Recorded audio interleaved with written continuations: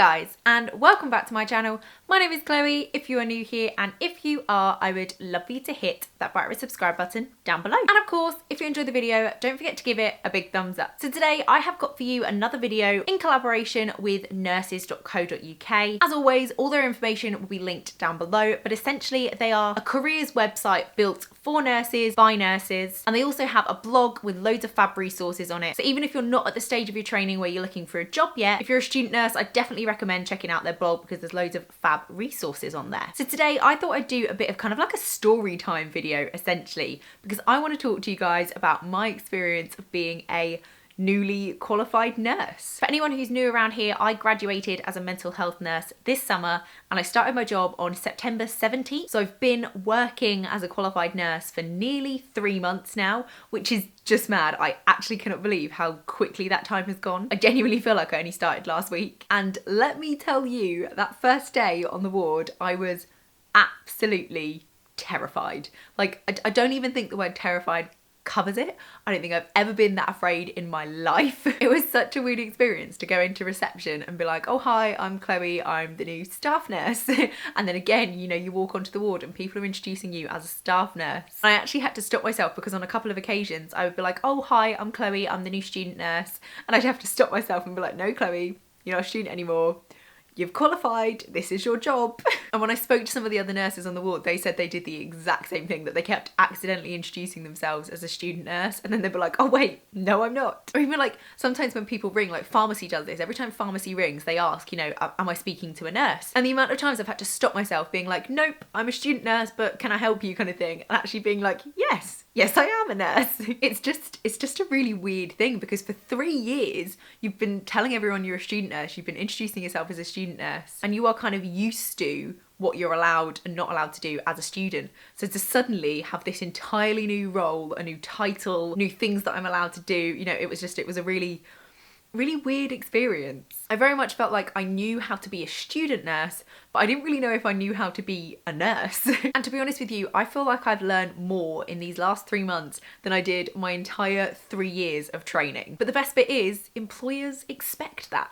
So in my experience and in the experience of, you know, my friends, my colleagues, people that I've spoken to about it, they've all said the same, that when you kind of start as a newly qualified nurse, people kind of expect you to know nothing, and anything you do know is a bonus, rather than them being like, oh great, you're a new nurse, off you go, get to it. Because the reality is, a lot of people might go into jobs, but they've never actually had a placement in that area. So although you can kind of do a lot of research, you're not really going to know how that area works until you get there. And in my case, I trained in London and then I moved up here to Manchester. So even though I knew how my trust works, I was now coming into a completely different trust where, you know, procedures are different and who you call to deal with certain situations is different. So for me, the biggest relief was that my employers didn't expect anything of me. And every time people went to do something within my first few weeks of being there, people were like, have you ever done this before? Do you want to come and watch me? You know, I very much, for those first couple of weeks, kind of still very much felt like a student, because people were, you know, showing me how to do things and double checking that I understood something before allowing me to go off and do it on my own, which actually was a massive relief for me,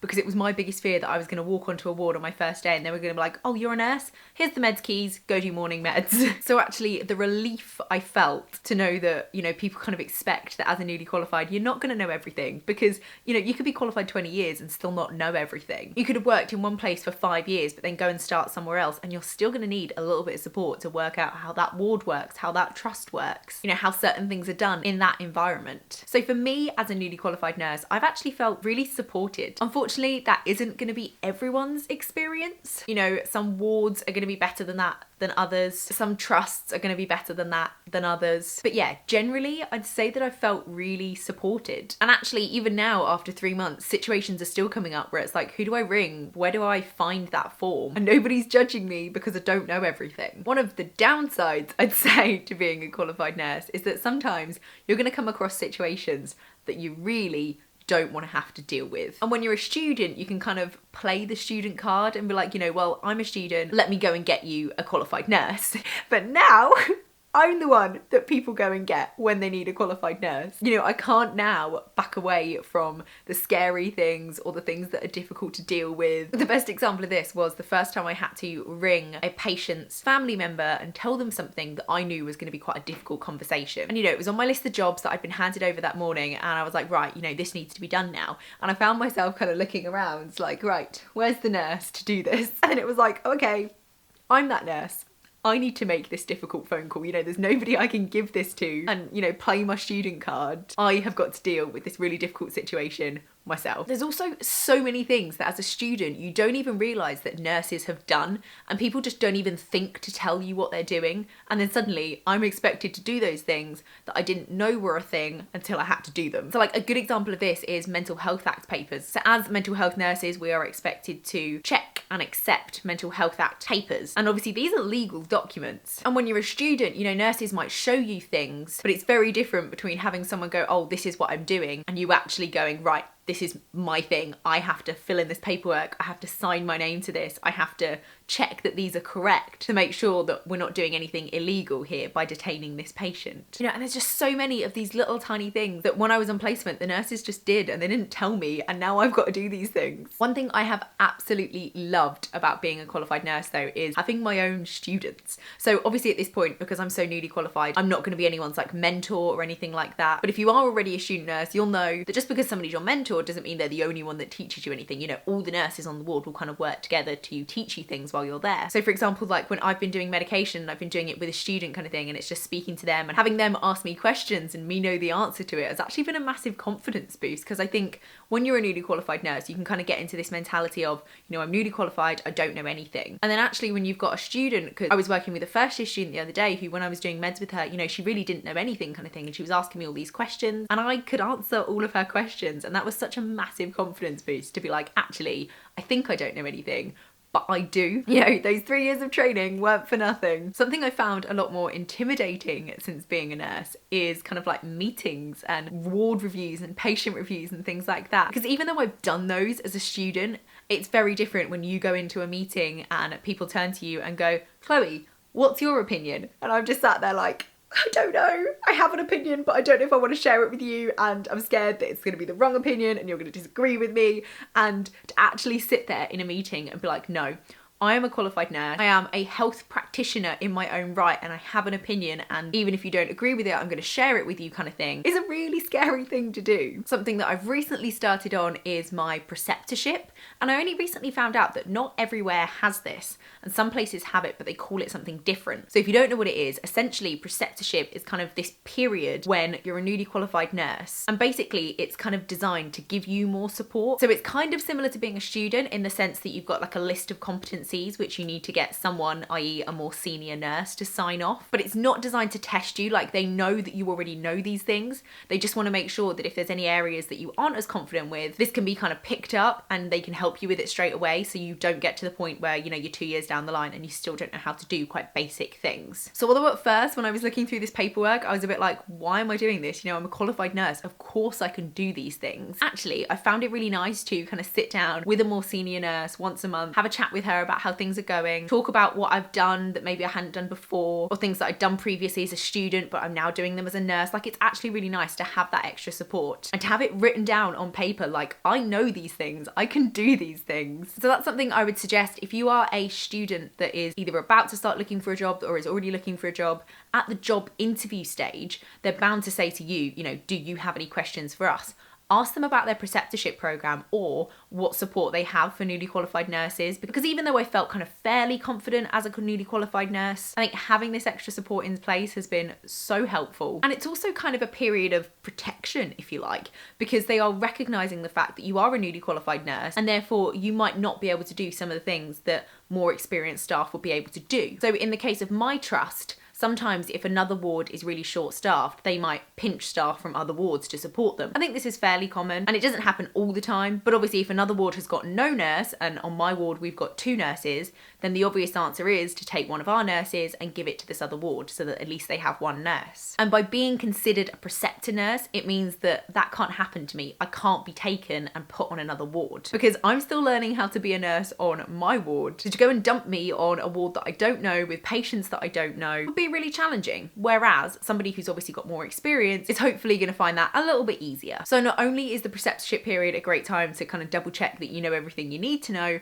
it also means that you're kind of a little bit protected and that you're not going to be thrown into a situation that you don't feel comfortable with. Another thing that I found really weird about being a newly qualified nurse is being nurse in charge. So again, this is something I've done so much as a student, but it's a very different situation when you are the nurse in charge and you aren't just being the nurse in charge with an actual nurse there to back you up kind of thing. You know, I'm the one making the decisions.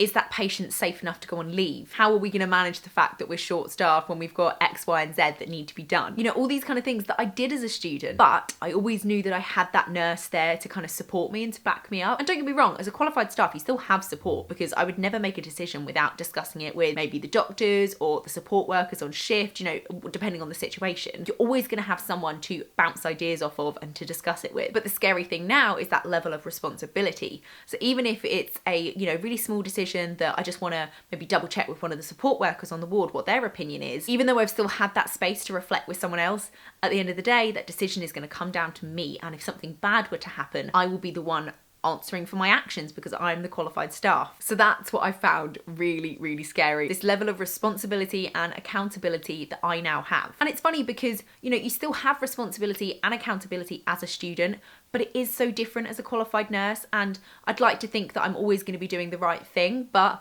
that isn't the case. We are human, we make mistakes, and we are working with humans who are unpredictable. So I could make a decision with the best evidence to back it up that this is the right decision to make. But people are unpredictable and they might do something that we didn't expect. And I think I've just been trying to get into that mentality of, I don't need to make the right decision every single time because that's impossible. But for me, it's about making decisions that I can back up with evidence and that I would be able to explain and justify should something go wrong. You know, yes, that went wrong, but this is the reason I made the decision. This is the evidence I've got to back it up. And this is why I came to that conclusion kind of thing. And I find myself doing that when I'm making decisions, even if they're tiny decisions like, you know, to give someone PRN medication or to allow someone to go out on leave, little tiny things. But I find myself going, right, if this goes wrong, why am I doing this? What evidence did I have to support this decision? You know, all these kind of things going through my head like at lightning speed. So yeah, I mean, I could ramble on for ages because essentially I have loved being a newly qualified nurse. I have loved my job. I have felt really supported and I have really enjoyed my experience so far over the last 3 months. And I'm really looking forward to what's coming ahead in the future. One thing that I'm actually looking into doing is potentially starting a master's next year, kind of September 2019, maybe starting a master's part-time on top of working. I'm also really keen to do like my mentorship training so that I can actually have a student that is kind of like, not mine, that's a weird way of phrasing it, but you know what I mean, like a student that is my responsibility. I'd love to maybe get some experience on other wards because, as I said, at the moment I've only worked on my ward, but I think when I'm feeling a little bit more comfortable and a bit more confident in myself, I would love the opportunity to go and work on some other wards, to kind of develop my knowledge in other fields of mental health nursing, working with different client groups. I hope you guys have found this interesting, listening to my experience of being a newly qualified nurse. I'm definitely going to make an update video at some point, maybe kind of like a year after I've been qualified. I think that would be quite interesting to kind of listen to this video back and then make another one in kind of a year's time and look at the differences between now and then. Don't forget to give the video a big thumbs up if you did enjoy it, and of course hit subscribe because I produce nursing videos at least once a month, if not more. And let me know at what stage of your nursing journey you're at. Are you looking at applying to do nursing and you're just thinking really far ahead? Are you already a student nurse? Are you a qualified nurse? Let me know. I would love to have a chat with you guys in the comments down below,